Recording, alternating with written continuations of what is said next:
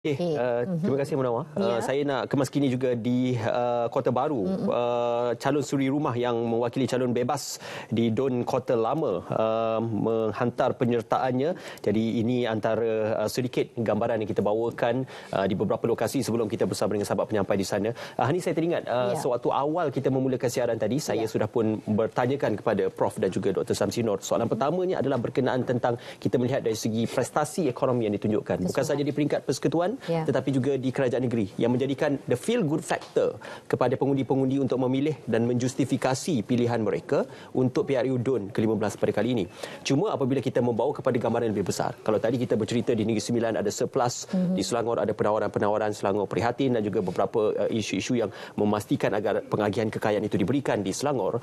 Dalam isu yang lebih besar dan juga lebih global, kadar inflasi menurun saban bulan yang diumumkan ataupun dalam the second quarter, dan juga kalau kita melihat DOSM juga mengumumkan kadar kemiskinan juga berkurang ataupun menurun. Jadi ini menggambarkan adanya satu the pull factor, tarikan untuk rakyat membuat pilihan dan juga menilai yang manakah boleh ditimbangtarakan check and balance sebagai the feel good factor untuk memastikan agar suatu pilihan itu tepat untuk memastikan dalam tempoh 5 tahun yang kehadapan mereka memilih suatu pimpinan yang lebih baik untuk bukan saja ekonomi, sosioekonomi dan kebajikan mereka sendiri.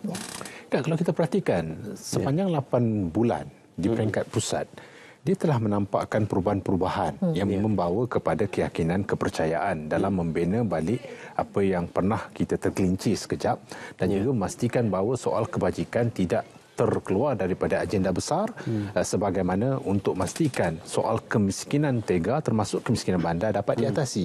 Itu merupakan antara perkara yang dilakukan bersama dengan tata kelola yang cuba diperbaiki dengan accountability, dengan ketelusan dan juga sifat kompetensi itu.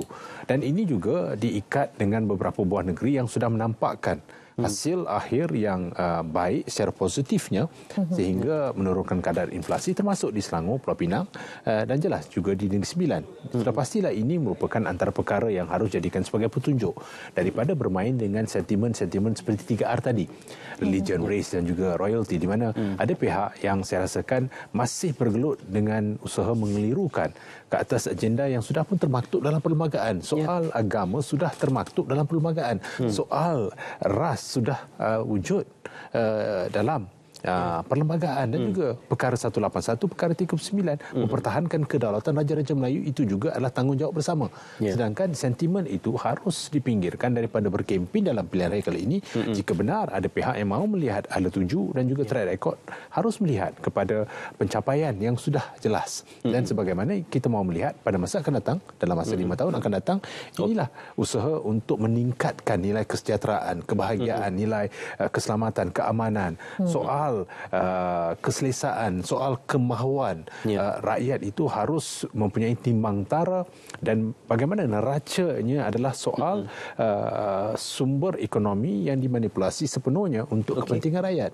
Sebab itu saya percaya di beberapa buah negeri ini yang sudah pun boleh jadikan sebagai petunjuk untuk membolehkan negeri-negeri lain turut mencontohi dan bersifat lengkap melengkapi di antara satu sama lain. Saya kira dalam hal ini media juga mewakili suara rakyat. Kita tidak berpihak kepada mana-mana parti tetapi mewakili suara rakyat dalam melihat progres dan juga progresif demi kesejahteraan rakyat dan juga tuntutan apa yang dimahukan oleh rakyat. Kita ada isyarat kita ada isyarat yang terkini dari DUN Sikamat sebenarnya pada waktu ini. Kita kembali bersama dengan Munawar. Silakan.